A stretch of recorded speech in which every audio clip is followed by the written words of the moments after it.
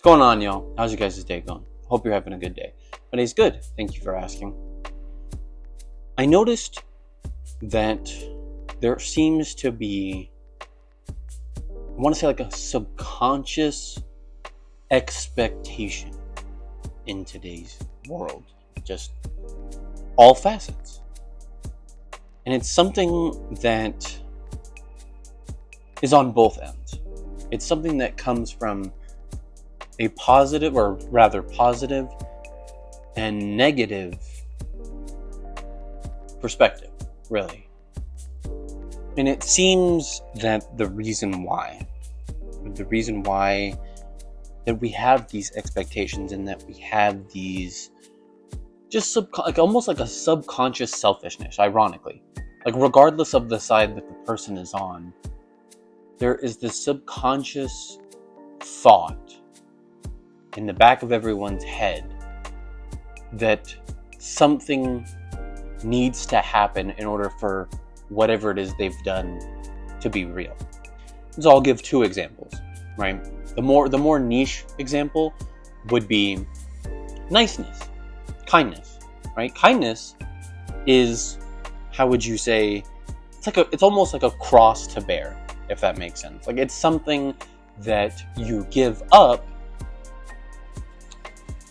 not for the sake of return, though. That's the problem. That's where we, for some reason, like obviously this is not a new thing, right? People have been doing this forever, and yet we still do it, where someone will be kind, someone will do something for another person, and they get very, very upset when they are not either, given something in return or shown the same attitude, the same kindness. And I don't know why.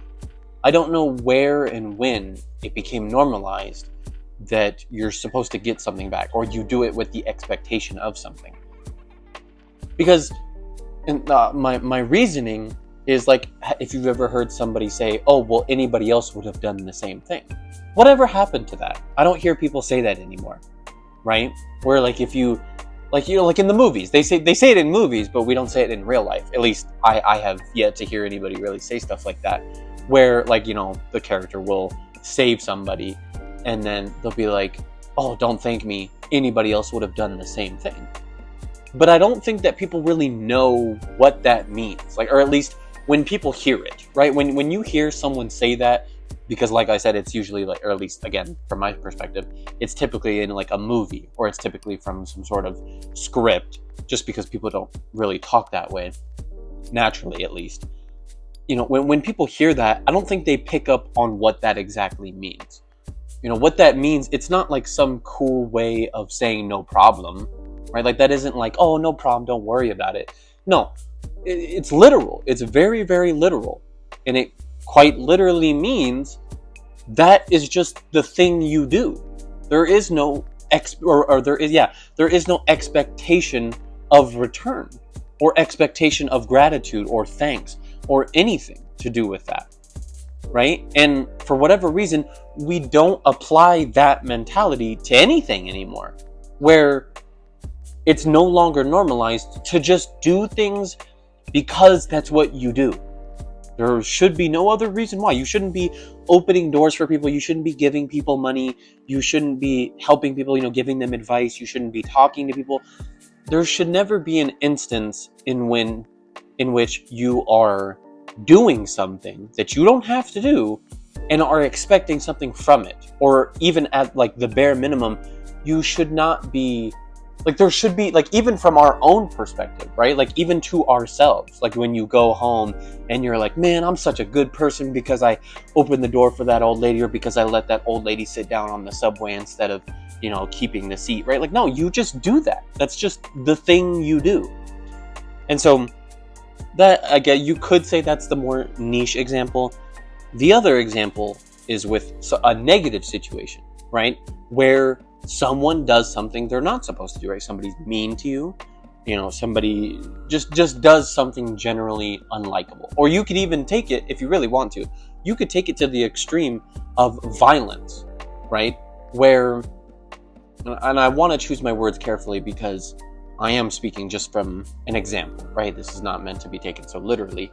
But even in the cases that someone has done you wrong, even insofar as violence, the result should not always, and I'm underlining that word, always, it should not always be an immediate retaliation.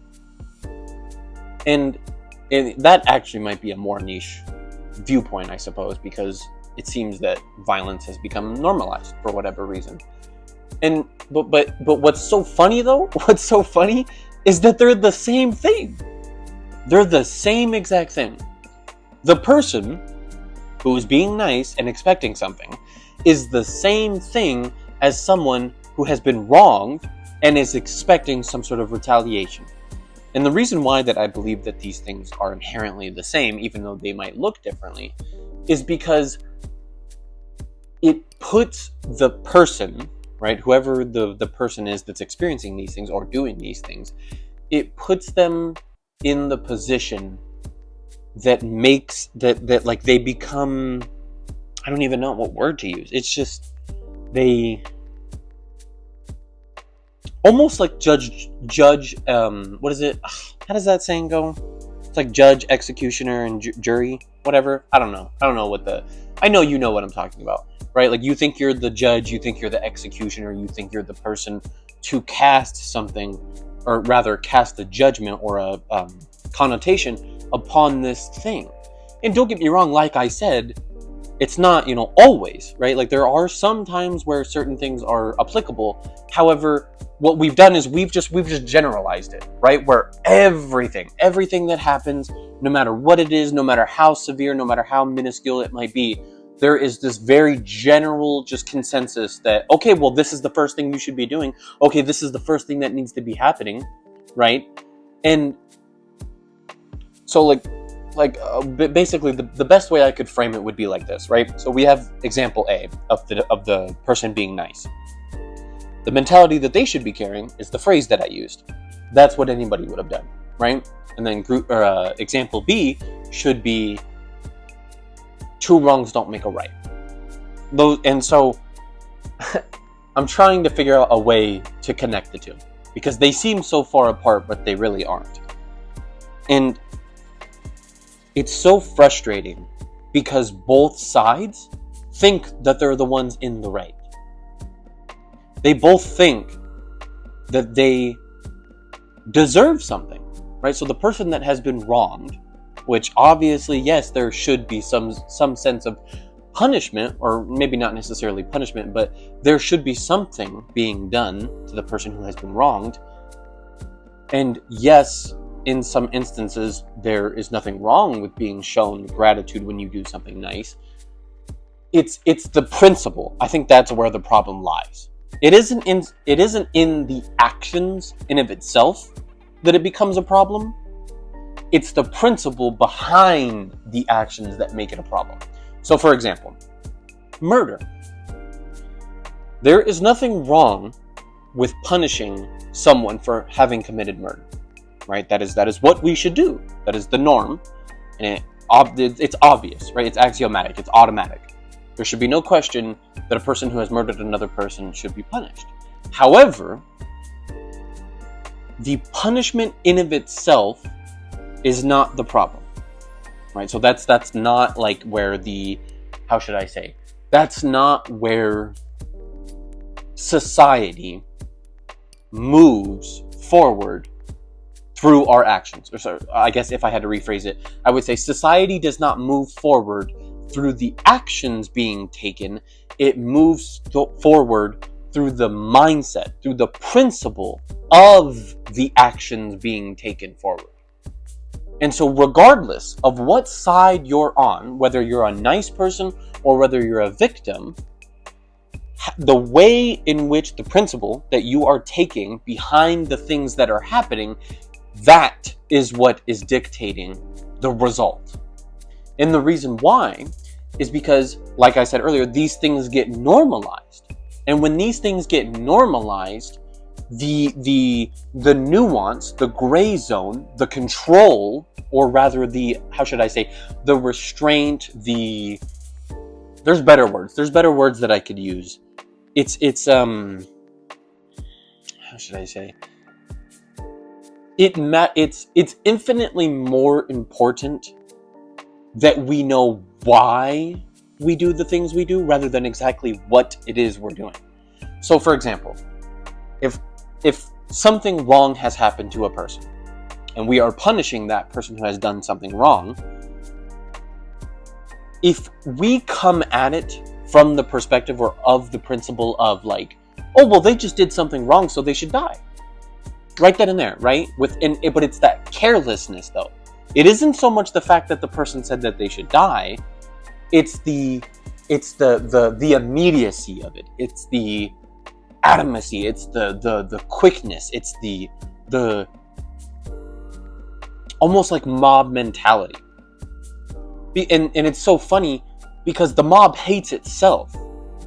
And you see this. You see TV shows and you see movies that try to teach what it is I'm explaining, but I no matter how many times people see it, I don't think they understand. Like, I've used Death Note and the anime.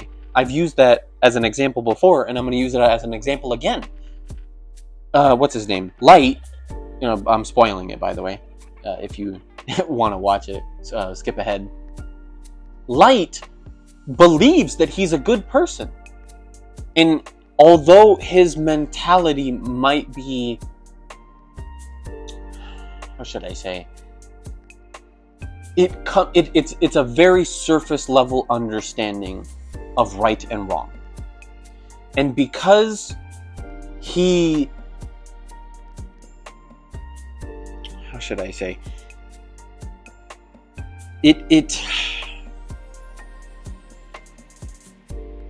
Not only do I think that it's something that a human being should even be taking part in, right? Like death and life, which is, and that is a very realistic example because that's what we do nowadays, whether or not people think it, right? Like we don't see that. You want to know what's so funny?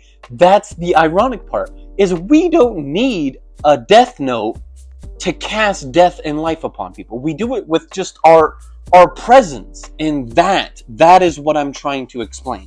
That is what I'm trying to evoke, is that we don't need some super duper ultra we don't need an extreme example to have extreme results.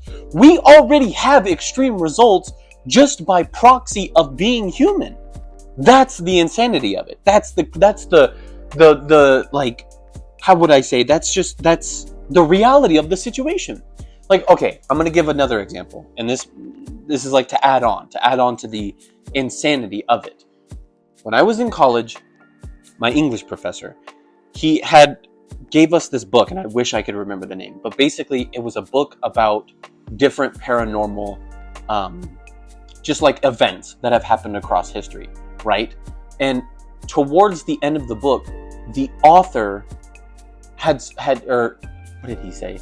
He started talking about how the reason why paranormal activities have become so, I guess you could say, dramatized, or the dramatization of paranormal things is not because we believe in the paranormal.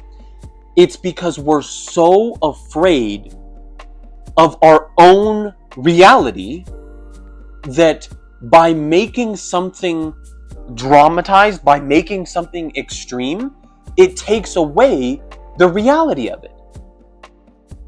Because there's nothing more scary than having to come to terms with the fact that the reality we live in is the way it is, and there's nothing you can do to escape it. There's no distance between you and the extremity of it, right? Like if you go watch a horror movie, or if anything paranormal happens, your mind is protected from the fear, from the magnitude of that thing, because of how unrealistic or because of how insane it is. It's so insane that your brain goes, oh no, we don't have to worry about that because it's fake. It's fake. But then, if I told you that it was real and that it's not fake, you would explode.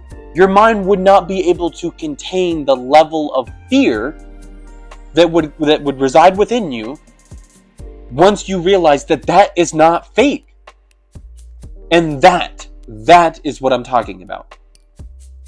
And so when it comes to violence, like I was saying earlier, the original point, what we do is we take something that is very real to us and we try to separate it. We try to push it away in the realm of unbelievableness, in the realm of whatever you want to call it, just of drama, so that we don't have to engage with it, so we don't have to come to terms with it. But that's the ironic part, is that really is the way that it is.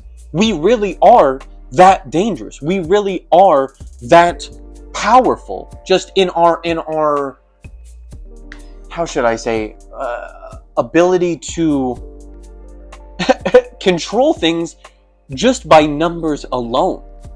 Again, it isn't the severity that is the problem. I need you to understand that. I need you to understand that the mobs, like let's say you have a mob, like if you think of Rome, right? Rome was not taken down because of the way that the mob thought. It wasn't like Rome fell because a bunch of people thought, or rather, sorry. Let me back up. It wasn't because of the things they did. It was just the numbers. That's it. So it didn't matter if each and every single person thought the same way.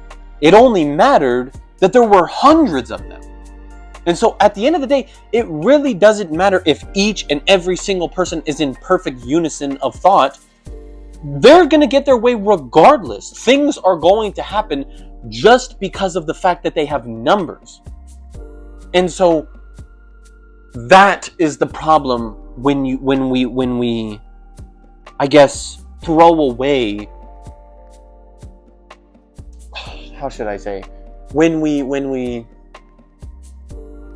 that is the problem when enough people come to the same conclusion too quickly. Like I've used the litter analogy before. If enough people litter, the whole world is going to get drowned with trash, right? Obviously. But guess what? Each and every single person who's littering is thinking the same thing. Oh, it's just one piece of trash. Oh, it's just one thing. Oh, it's just this. Oh, it's just that. I'm only one person. If every single person thinks that, guess what? There's going to be trash everywhere you go. And there is, because that's wise, because every single person thinks that way. Now, attach that same mentality with violence or with anything very extreme. If one person thinks, oh, well, it's okay if that person dies because they did something wrong, it isn't the fact that they're saying they should die, it's the immediacy, it's the quickness to the judgment. Get it over with, take them out, gone, they shouldn't live. That's not normal, and that's definitely not okay. And when you have 1, 2, 5, 20, 100, when you have 100 people, 200 people, thousands of people, millions of people all shouting, kill that person, guess what? The numbers are going to dwindle. The numbers of crime, I should say. And crime would be changed, right? The definition of crime would be changed, and then the people committing the crimes would be the people that were originally the ones killing the other criminals, right? Like it's kind of like the saying, you kill a murderer, there's still one murderer because you killed them, right? It's basically that mentality. But I can already see how this would be like I can already see how my point would not be, how should I say, received. I already know. I already know exactly how majority of the population would respond to me saying something like that. And I wish there was a better way that I could explain it. I really do. Because it makes me so sad. Because, again, I'm going to repeat myself. They're the same thing. It's the same thing. The nice person, the guy who thinks that he's doing somebody a service and that he is expecting something, is the same thing as the victims coming together and casting judgment upon the whole world. They all become light, right? Every person wants to when specifically when something bad happens to us, right? Every person wants to be able to cast judgment and save people and to do the right thing, but then it's never that simple.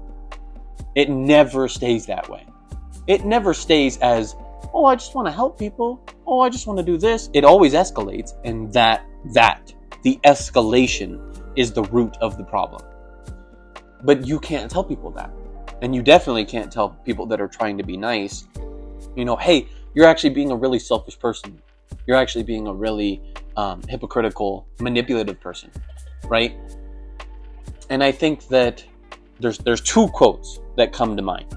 The first one is by Neil Strauss, and it's, non-communicated expectations become premeditated resentments. So that's the first one. And then the second quote is by Jane Hyatt, and it's, kindness without honesty is manipulation, and honesty without kindness is brutality. Now, the first one, the non-communicated expectations, I believe that comes from, or rather, I should say, how that applies to what it is I'm trying to talk about is,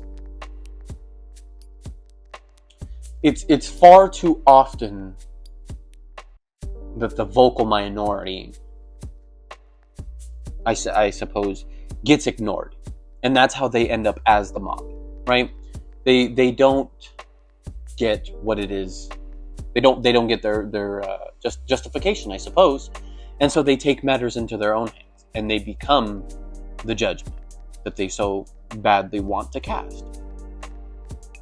And then I think that the second one applies better to the other example, to the person trying to be a nice person and expecting something from it, is that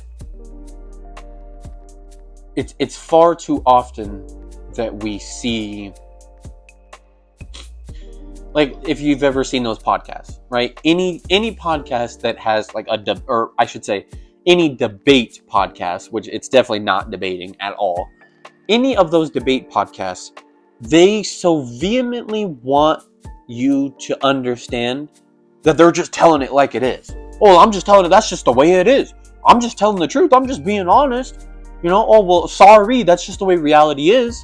And it's like, dude, you are never going to get your point across if you're a piece of crap, if you're just a jerk the whole time. I don't care how right you are. I don't care what it is you have to say. You're not proving your point by being a jerk about it or by choosing to ignore the other person's anything, really, right? Like, and it's so funny because it always goes the same way. It's always a guy, right? A guy being super, super brutal, just like the quote I gave. He is the side that is kindness without, or he is the side that is honesty without kindness. So he's being very brutal. And then the women typically are the opposite. Sometimes, like, obviously it can be either or, it can be vice versa. But on average, I would say that the men are the brutal ones and women are the ones who, not necessarily trying to manipulate, but they play like more of an emotional side, which can be a form of a manipulation. And again, they both do it all the time. It's not like one does it more than the other. It's just averages, that's all. But it's just, I don't know. I just wish there was a better way to, because see, and the reason why I say stuff like that, the reason why I say I wish there was a better way to explain it, is because all of these things have been explained before, thousands and thousands and thousands of times.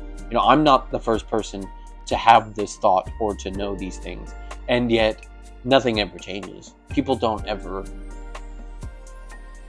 People are incapable. A lot of people are incapable of placing themselves outside of themselves, right? Like I've said it before, but it's like Aristotle. Aristotle said, the mark of a true educated mind is one who can entertain a thought without believing it. And basically all that means is just being able to truly understand something without making it your whole identity, right? Like, I don't have to be I don't even know. if I was the person that I'm talking, like if I was on the opposite end, right? Like let's say I was a victim of something that had happened to me. I can understand why they're so upset. I can understand why someone wants judgment to happen. I can understand why they want to see change, because it pisses me off too when I see people just doing stuff, just like out there just committing crimes, or just people being jerks, and nothing happens to them, right? Like I am a firm believer in the thought that more people need to fight. More people absolutely need to get in fights. There are not enough people out there that have gotten punched in the face. Like I'm a firm believer of that. And yet I can also understand how if everyone is getting punched in the face, that's going to be a problem, right? Like that's going to cause some very, extreme mobs to arise. And that being able to do that, being able to both understand, that judgment needs to happen and that there is such thing as just mobs, right? That is where the problem lies with this specific topic. And maybe one day, I don't know, maybe one day I'll be able to explain it. Maybe one day people will change. Maybe one day people will see. I don't know. But if you think similarly, if you disagree, let me know what you think down below. Hope you have a good rest of your day. Thank you for watching.